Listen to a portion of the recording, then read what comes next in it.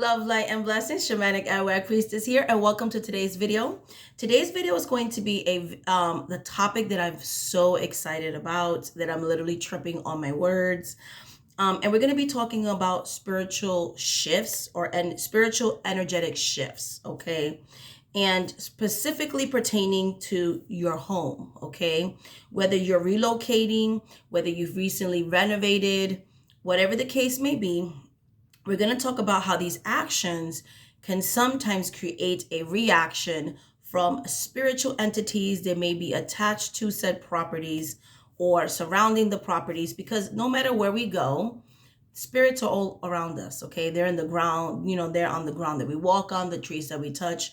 Everything in life has a spirit and has a energy, and there are spirits walking around. We are definitely not alone. And so when we do things like relocate or renovate a property, these things tend to shift the energetic fields or the energies that are pertaining to that specific area. Okay. So before I start today's videos, first and foremost, thank you to all my subscribers. Thank you to all my new subscribers. Welcome to my channel. We're almost at 8,000. Also, I do have memberships. For those of you that don't know, membership has more exclusive content. There are 3 levels. You have the Witchling levels, which is are posted on my page, on my YouTube page. Your name will be there, so you get a little public shout out there. As well as your 1 card a day daily guidance messages at the level 1 members. Okay.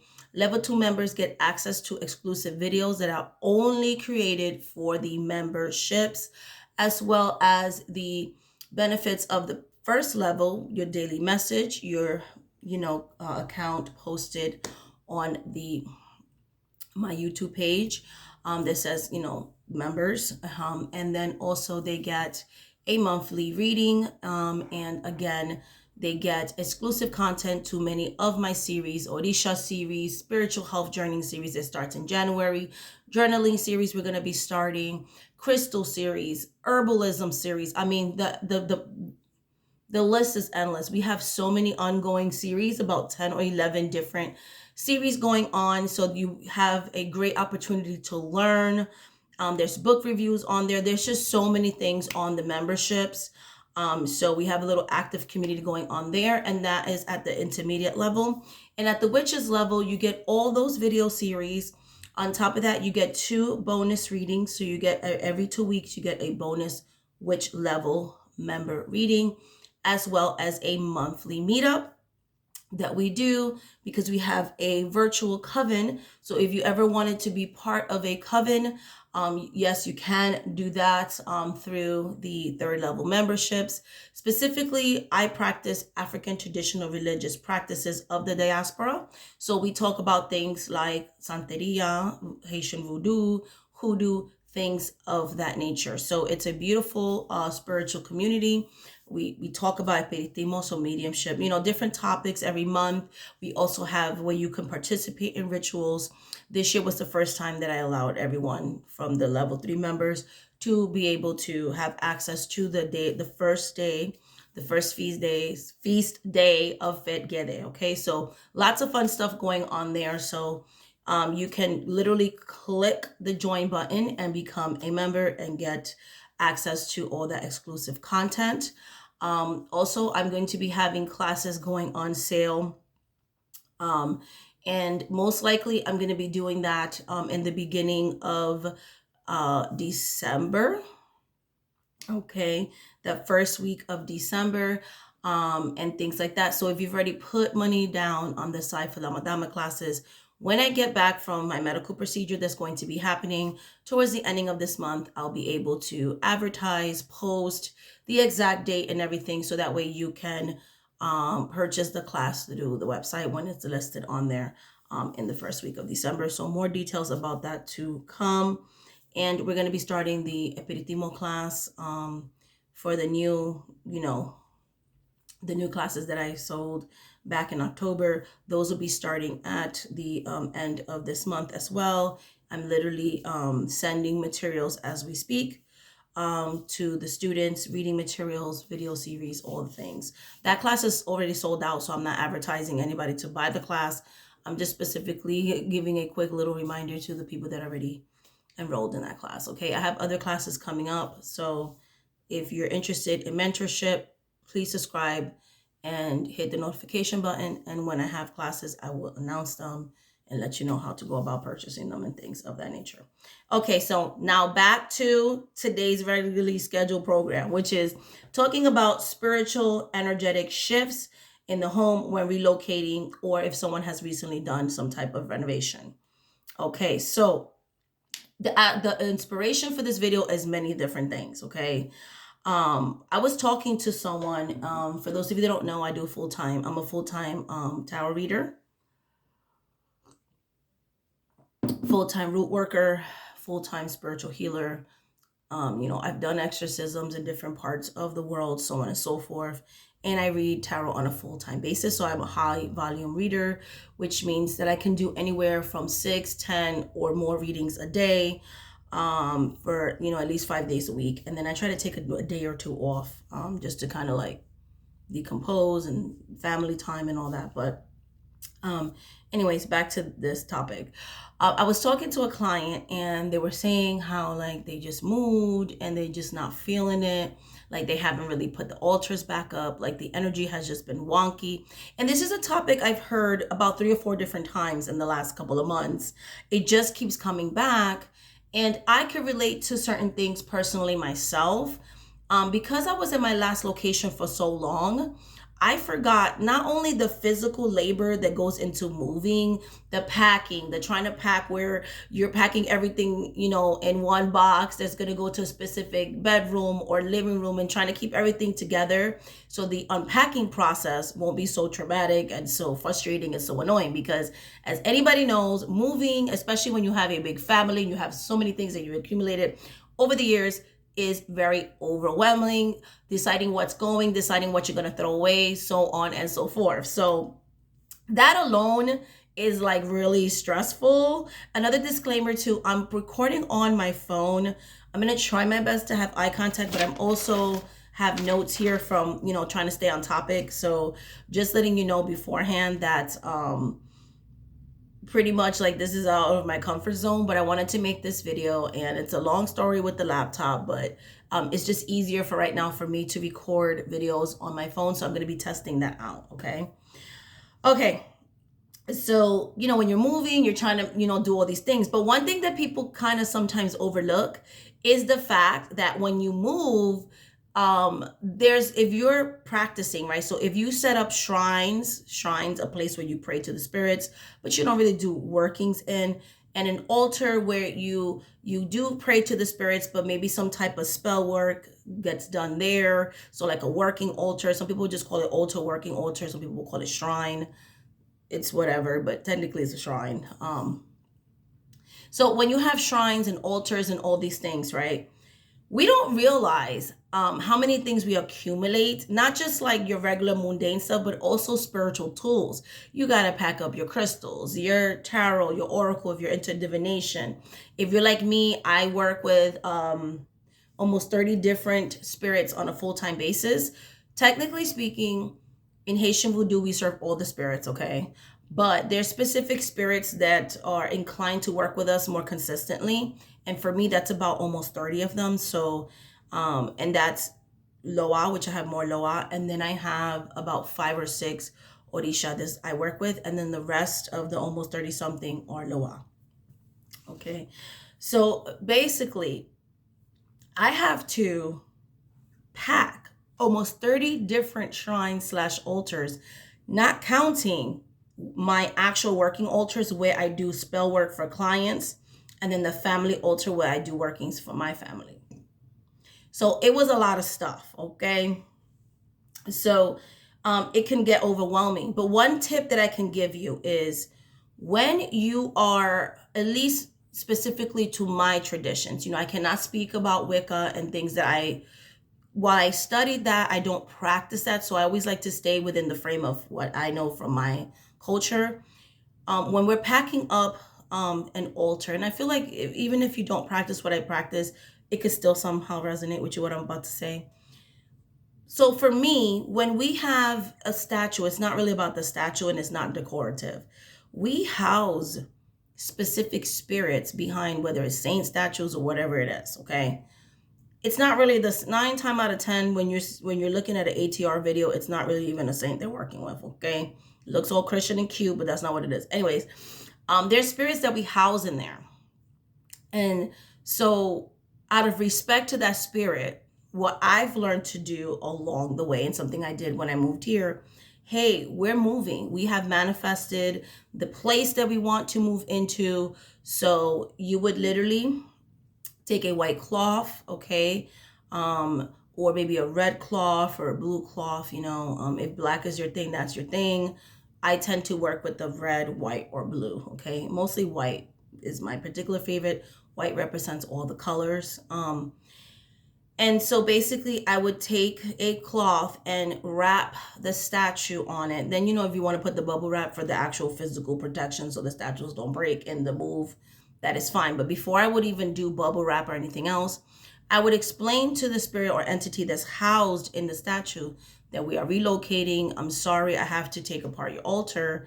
And that's what I would do. And then I would just, pack up. I tried to pack up everything from the specific spirit, like keeping it together. So when I was going to unpack my stuff, all the spiritual tools, all the offerings that I bought over the years and specific things that belong to their altars would be easier to unpack, and I can keep their belongings with them.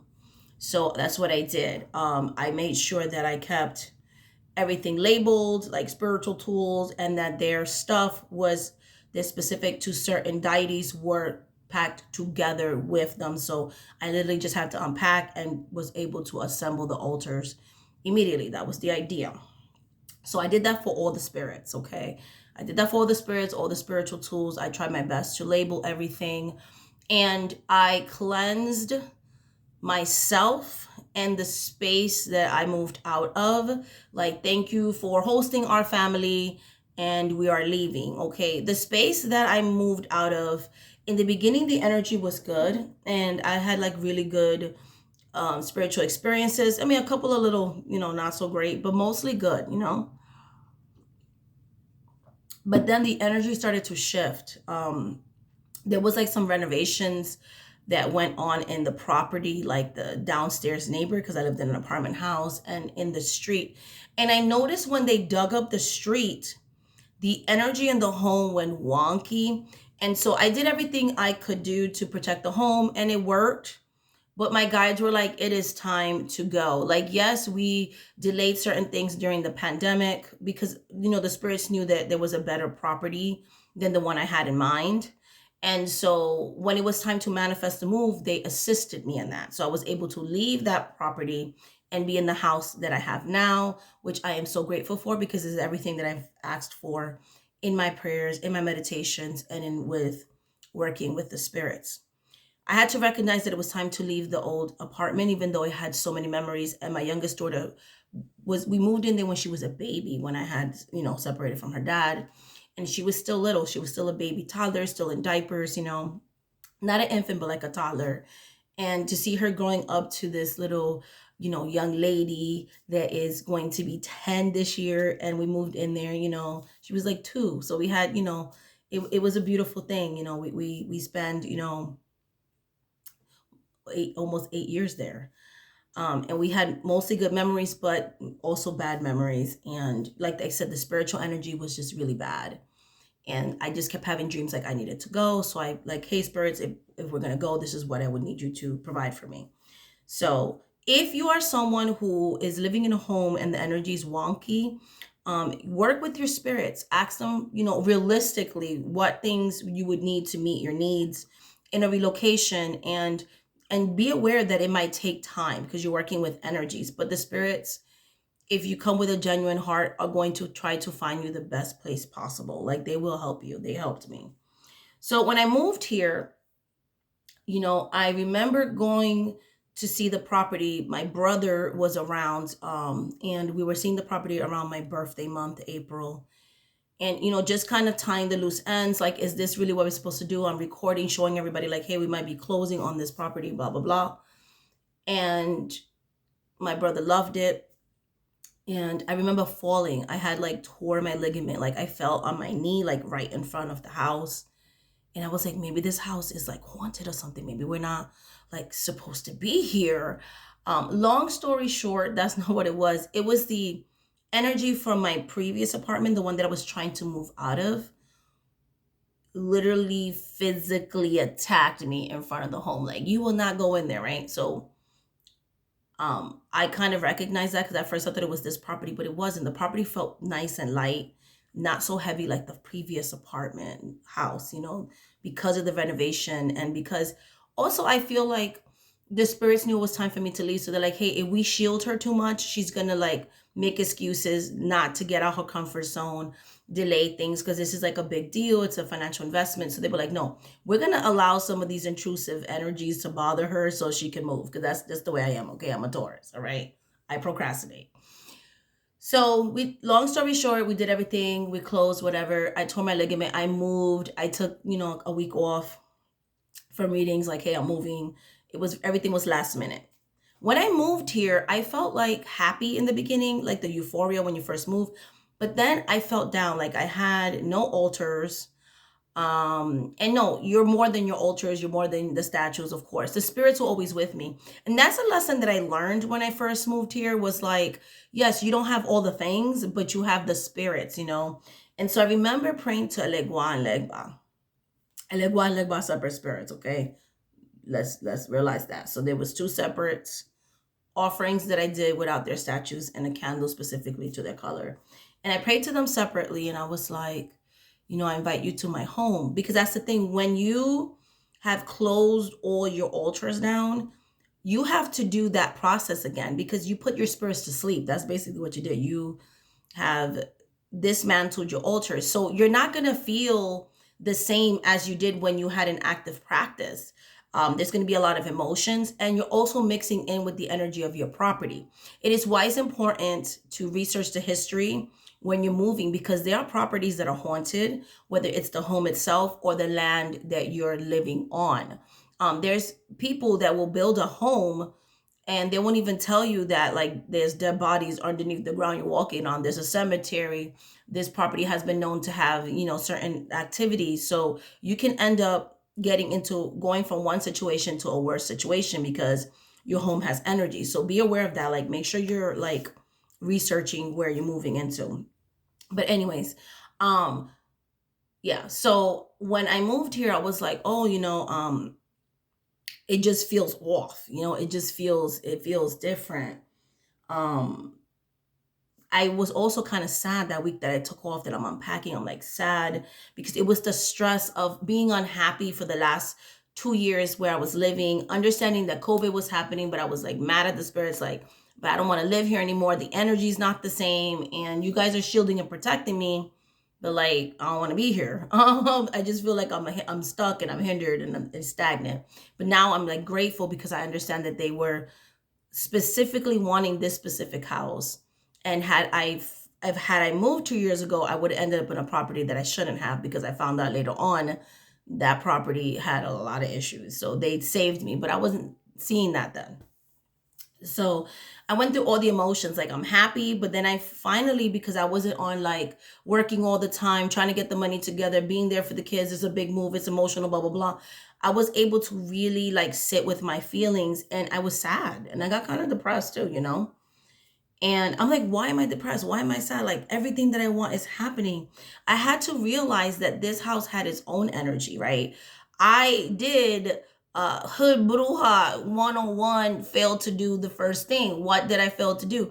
I was so engulfed in the moving process that I didn't do what I've done for every other apartment that I've had like more positive first moving experience, which is bless my home. So I was like, stop the unpacking process. That's when I lit the candles to Legua and Legba. And I dedicated my home to them.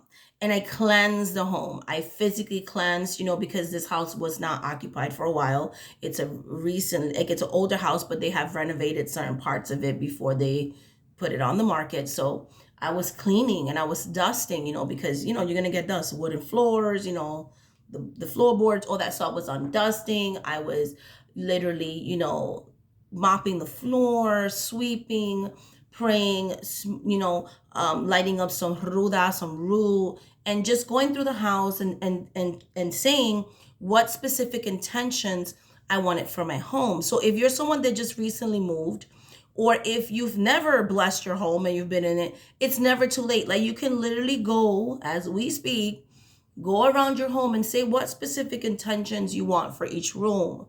What are the things that you want this home to have? Peace, abundance, health, happiness, or who dwell are blessed, And then I put up the protections of my door. I was like, I'm literally teach all the time, the first line of defense is the door, the entrance of your home, And so as I started to do that and I started to get back into my routine, just having those candles, putting offerings and like a, side table, there was no statues. It was an official altar, but I had blessed everything I put in there and I started praying, and the spirits were like, take your time. So that's what I did, because I have so many spirits. So I started to, then I found leg by leg was altars, and I just kind of reset their stuff in the spirit room that I have on the 3rd floor. They have a whole room to themselves now. Before, the spirit room was actually my walk-in closet that they had in my previous home, because I had a 2-bedroom, 4 children, and myself.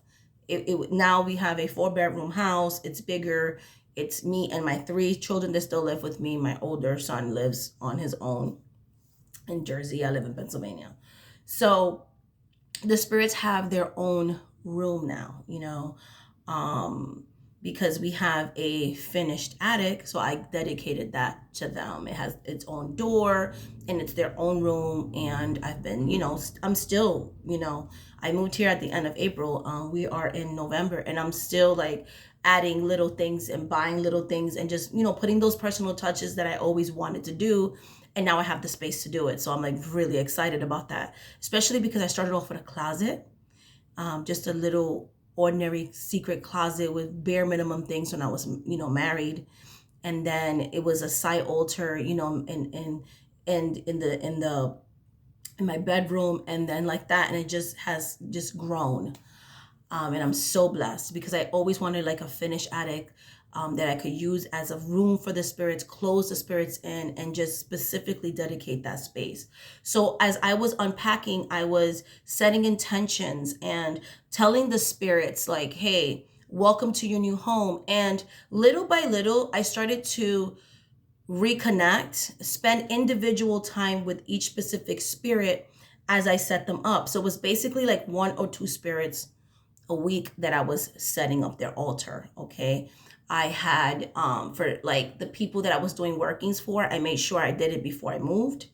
And then I closed up the virtual. People were like, where's the rituals at? The rituals weren't there because I was regrounding, I was rebuilding and redoing the relationships with my spirits. So if you're someone that has recently been overwhelmed and kind of like, I can't right now, sometimes the best thing to do is just pack their stuff lovingly and be like, I mentally cannot attend to you, spirits, and take a break. And then you can always reinfuse and recreate a spiritual altar. And you can start off 1 spirit at a time if that's something that's easier for you to do. Doing that was so beautiful, because I started to see the energy of my home shift and my mood, and everything feels so nice, because it's to the point now where, after like a month or 2 of doing that and just, re-welcoming all the spirits, when I would go into the room, like I felt the spirits, because there was a time when I first got here, I was like, I don't feel them the same. And that's when the spirits were like, you need to start over. Like, you put us away. You have to re-wake us up. You have to reconnect with us. You have to start that all over again. That whole process of when you are welcoming in the spirit. So that's what I did. And I feel like that is something that I wanted to share, like as a lesson, because I know I'm not the only one that has ever moved and like, where's my spirits at, or has been practicing for a while. Because you can even apply this outside of a relocation. If you're going through awakening in your practice and you're like, I just don't be feeling the spirits, sometimes it's okay to put them away. And then when you're ready and they're calling to you, put out their stuff and rebuild, even if it's just something like sitting 5 to 10 minutes, looking at a candle flame, just like rebuilding that relationship. Okay, because if you don't bless your home, and if you don't do the process in that way, and you just try to like throw everything together, what it's going to actually do is going to attract negative energies if you don't have your stuff set up correctly, infused with a certain type of energy. If you yourself as the practitioner energy is all wonky, what's going to happen is if we continue to ignore the shifts, you're going to have decreased energy. You're going to have blocked spiritual growth. They might be like disconnect or arguments in the home, lack of communications, chaos, conflicts, and instabilities, and possibly even affect your mental health, depression, all these things. So it's important, like I said, when you are relocating, to take down your altars properly, which I explained in the video how I did, and then set up a welcoming ritual. I'm not going to teach you how I do it in my culture, but you can just, a welcoming ritual is pretty much when you are imbuing, like when you are re-welcoming the spirit back into the statue. This is where you're going to be housed. These are your offerings. And then you do things specific to your culture. I do things specific to my cultures. I do teach my students and people that I've mentored how to open the mouth of their spirits and how to put spirits into a statue or deity or picture or whatever you're using to represent the spirits, okay? Because I do practice a closed tradition. So some things I do have to keep secret. So rebuild your altar properly, whatever that means to you. Make sure you're blessing and clearing your home prior to completely unpacking, right? Ideally, it's better to do it before you move in, but even if you didn't, see how like it was a lesson for me to learn. I was able to do it in the process of unpacking, okay? Make sure that even after you move in, after you set up all your altars, the maintenance of the spiritual energy in your home is also just as important. So make sure that you are physically cleaning up your home. Cleanliness is next to godliness, which just really means like if you want to attract positive spirits, keeping a nice, well-maintained altar, undusting it. I like to anoint my statues with spiritual colognes. I've shown them on my channel, not just Florida water. There's so many others. There's Ruda, there's Fast Love. There's so many different types of spiritual colognes that I like to anoint my spirits with. They have their own specific scents and things like that. That is like traditional that you use for them. And some things they've called me to use that are not so traditional, but that my specific spirits like.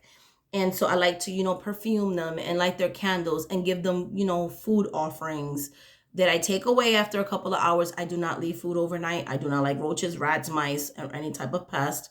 And also, I treat my spirits like I want to be treated. I do not want to sit in front or be housed in a statue that has rotting food with bugs or whatever. If I'm not going to feed that to myself or my family, I'm not going to feed that to my spirit. So I'm not going to allow rotting food. I put it there for a couple hours. The spirits take up the energy of that said food offering, and then I remove it. Some things that don't go bad as quickly, like fruits and things like that, you could leave a little longer. But I'm very picky about the food offerings. I like to keep it fresh. In the same way, like I wouldn't eat rotting food or stale coffee or moldy coffee. I wouldn't drink that. I wouldn't expect my spirits to do that either, because that's gonna actually attract bad stuff. So I make sure I clean physically and spiritually. And also, what's very important with the spirits, let me tell you something else too. Getting back to the topic at hand. Every home has its own spiritual energy, right? So I recently found out. So the other place I lived in, okay, it was part of the Underground Railroad. I had an actual encounter with the spirit of Harriet Tubman. It's a whole thing. I did a paranormal video about it. Watch my paranormal series. One of those videos will have that story there. So we're not going to go into all of that now. But my oldest child, she told me she was doing research because she's like, when we moved here, like there's like, it's not a bad energy, but like there's a very strong spiritual energy like in the basement. And I'm going to be honest, I will never live in a spiritually free home. I am someone who can channel spirits. I do have the gift of mediumship. So it's like spirits since I was a child, and I've learned to accept this already. So for all you mediums out there, they're always going to be with me. Okay. So this is just, it is what it is. So they're always going to be with me. So we set up things called boundaries. Like I literally made my own, black salt, and I put it around the property to keep out spirits that I don't want, kind of like a force field. Okay. I also have deals with certain land spirits. They're like, hey, you can stay in the basement. Nobody's going to really go there unless we have to maintain stuff. But I would rather you not be in like where like the living quarters and stuff, because the kids get scared. I have kids, my two younger kids, like they don't want to be seeing that because they also see spirits too. So they know that. They're like, oh, we didn't mean to scare the children. Because I talk to the spirits. I don't use like tarot to talk to my spirits or whatever. Like, yes, I read with tarot, and it's a deal that we made because I don't like the idea of being in spirit possession if I'm doing a reading for someone, especially because I read people from different cultures. I don't want them to be scared, because for some people, seeing someone get possessed by a spirit, completely changing their demeanor, maybe speaking in a different language, saying whatever happens there, it could be kind of jarring and scaring, and I'm aware of that. So the way that I channel spirits is we have a deal that I would do it through the deck of their choice, which for them is Rider-Waite-Smith, or Rider-Waite-Smith clone specific decks that they like, and we communicate through that. Like they'll show me visions, smells. I'll get ringing in the ear. I'll have sensations. I could feel spirits like passing. They'll make my legs, get goosebumps or this. I'll feel sometimes dizzy. Like, I'll feel them in me. So it's not like a full-on possession. It's more like they're letting me know they're around. They can speak through me, but I don't let them fully take over, because again, that could be very jarring. And also taking on spirits in that way is very exhausting. I wouldn't be able to put out as many readings as I do, being a high volume full-time reader. So we have deals. So that's how me and my spirits work. That is the reason why I use divination tools in the first place. First, playing cards, and then later on tarot cards. Okay. But I can read without them. But again, I'm not going to take on a full spirit just to do a reading. Okay. That's a lot. All right. So that's that. So like I said, I asked them like, hey, don't, stay in the basement, don't come up, all the things. I also set up boundaries. Like I said, I don't want them in my children's room. I also do not like sleep paralysis, not my thing. I don't like to be woken up in the middle of the night because the spirit wants to share a story with me. We have boundaries. It's like I have them with my clients and my children. Like if mommy's working, if the door's closed, like, I'll, attend to whatever you need later. Friends, same thing. Like these are my work hours. If you call me, then I'm not picking up the phone. Even to family, like I'll call you between breaks or whatever. So I have, and then clients as well. If we're not doing a reading, like I can't really be, chit-chatting between readings, because I have over 2,000 contacts on my Skype, and all of these contacts are clients at one time or another. So I have a lot of clients, and I'm, constantly doing readings. So I can't, just go over my time when you book a certain amount of time, because I like live readings. I do not like email readings. It is not my thing. I've tried it. I don't like it. It literally makes me miserable. I like to do more traditional in real time, even if it's through technology. Like that resonates. I like the feeling of that. I like the energetic connection with that. I like the socialness of that. I like to see the clients laughing, and, we're just, sharing and all that. Compartir, but like sharing. I guess that's how you say it in English. So, I also have their work hours. Like, don't bother me outside of this hour to that hour, and things like that. On my days off, I'm not really doing nothing spiritual, because it's like, I need that break, right? I attend to you on your specific assigned day, because I do one day a week. If I'm not doing rituals, I'm still giving you weekly offerings. I'm still in your shrine, in your altar, giving you that honor and veneration, spending that time with you. In the spirit room, and things like that. And then, sometimes I need to do workings for myself or clients. Then, I'm going to be talking to you a little bit more. But even when I don't need anything, I'm still giving you things. I'm still honoring you. And I am in my spirit room at least 5 to 6 days a week, during night hours. So when I'm concluded all my readings, I give them their time. I could be there 20 minutes. Sometimes it lasts to an hour. There's no really set schedule. I celebrate their feast days. So they get things from me You make deals about when they are possessing me and channeling, like, okay, this is good. There's somebody else there that could attend to you. So it's very important to set boundaries with spirits, whether it's spirits you work with or even spirits of the dead if you have the gift of mediumship. You don't want it to be where your gifts are literally taking over your life. You're a lonely person. People are questioning your physical well being and your life is in chaos. Boundaries are important too because I tell like intrusive spirits, you are not allowed here. Like that's important to do that. It's important to let these spirits know that are intrusive, low level.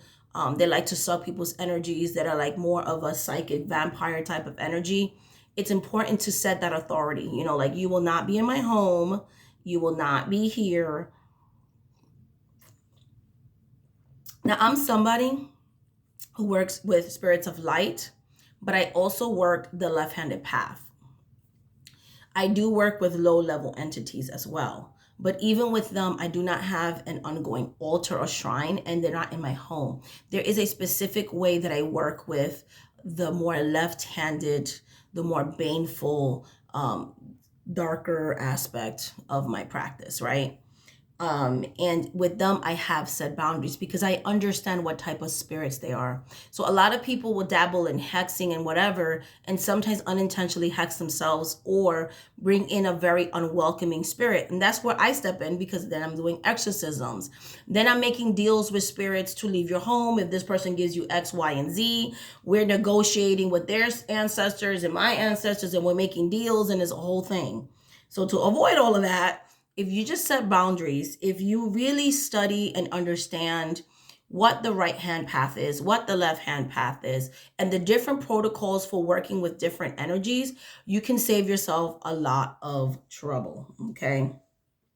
You also have to realize too that even when you have dedicated a space, even when you have set boundaries with set spiritual energies, you should also protect your home from the people that come to visit you. Whether they're coming in with good or bad intentions, we are always connecting with other people. Just because somebody has good intentions and they're trusted doesn't mean they didn't interact with a negative space, or maybe they stepped on some type of volatile land energy, that their spirits in that particular place they were at that literally are like looking for a host or looking for a place, have the intention of terrorizing people, and that person could literally have a spiritual attachment to them and coming into your home like there's nothing. So make sure you are setting up your wards. One of the things that I like to do when I feel like I have an attachment, I like to use sound. So I'll ring a bell in the back of my neck because a lot of times spirits attach back here and then the spirits leave. You know what I'm saying? They're like, oh, we don't like that bell. Okay. And we do what we got to do. I'll spray Florida water. I have it in spray bottles, and I'll spray Florida water cologne like on the bottom of shoes, maybe wipe it or just spray it. You know what I'm saying? Let it dry or whatever. Or spray in the air. I have things on my door, things on my welcome mat that are set up like if someone comes in with bad intentions, that actually is like a boomerang. It's going to go 7 times worse to you. So if you wish bad on me, baby, your life is done. Or if someone's bringing in something unintentionally, like your children, family members, people around you, your friends, whatever, because it's not their fault, like they just have an attachment on them, then I have it set up where the attachment leaves, but the person who didn't do anything, they're fine. You know what I mean? I have certain prayers that are specifically posted in the back of my door that are covered with other things. So it could look very like mundane and everyday, because real magic and like that traditional magical ritual type of practice was so simple back then. And I like that. I am someone who just likes to do the root and bones of things. I am not a ceremonial magic person. I don't like the big hooplas. I like things to be more traditional for me, more earth-based, and something that you may not understand, like why is there a broom looking like that? Could have a whole spell in it. Oh, I literally mail out necklaces with spells and spirits in them, and they just look like an evil eye talisman because there's a lot of things that went into creating the energy that you're going to get when you use those talismans. So it's a lot. Make sure that you're protecting the vulnerable places in your home, like your bedroom. Make sure that just like your door, you have extra protections in the people that live with you or in your own bedroom. When we are sleeping, okay, any type of intrusive spirit can come into the home. So I always like to pray to my guardian and guiding spirits before I go to bed. And I have certain protections on my bed, certain protections in the bedrooms of my children, so on and so forth, because I want to make sure that they are spiritually protected and that nothing is bothering them in their sleeps. Okay. Doorways are important to protect windows. Okay. Make sure you're doing, floor washes. Make sure you are spiritually cleansing your physical body. Maybe it's once a month. Maybe you have more needs, so you do it once a week or once every 2 weeks. And make sure I'm smoking, smudging my space. I can say smudging. I'm part indigenous, just letting you know. Mopping and creating wards, refreshing altars, doing that seasonal cleaning, getting rid of things that have traumatic memories, that no longer resonate, that is just creating stagnant. That's why seasonal, spring cleaning, those kind of things are important. Get rid of the clothes that bring sadness, or the physical items, maybe cleanse them and donate them. Maybe that will bring more joy to somebody else, but for you, it's not bringing joy. And if it's really negative, just find an ethical way to get rid of it. Okay. So that's basically the point of this video that I wanted to make. I know it's been a couple of weeks since I actually made a video, but I realized that trying to have a rigid schedule affects the quality of the videos I want to make. So I'm going to go back to making videos when I feel inspired to, like this one, and I can make it in a better headspace. And I feel like quality versus quantity. Yeah, I could download a bunch of videos, but is it the quality that I want? Is it speaking about things that actually resonate with me? I have an upcoming video. I had a very powerful Lamadama experience, so I would like to share that in an upcoming video. So look out for that. I'm going to, kind of write the notes and everything, and we'll be posting that as well. But thank you so much. I will be posting a lot of videos, like I said, without a schedule. I will be continuing my social commentary, cultural, racial things in and historical things in spirituality, tarot, oracle content, sharing my spiritual journey, spirit chat, like all the content is coming back, the paranormal series, all those things.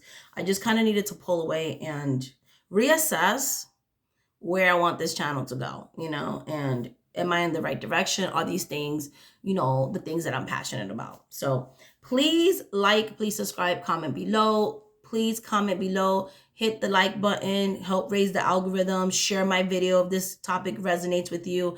I'm sure many people can benefit from these topics and this specific topic today.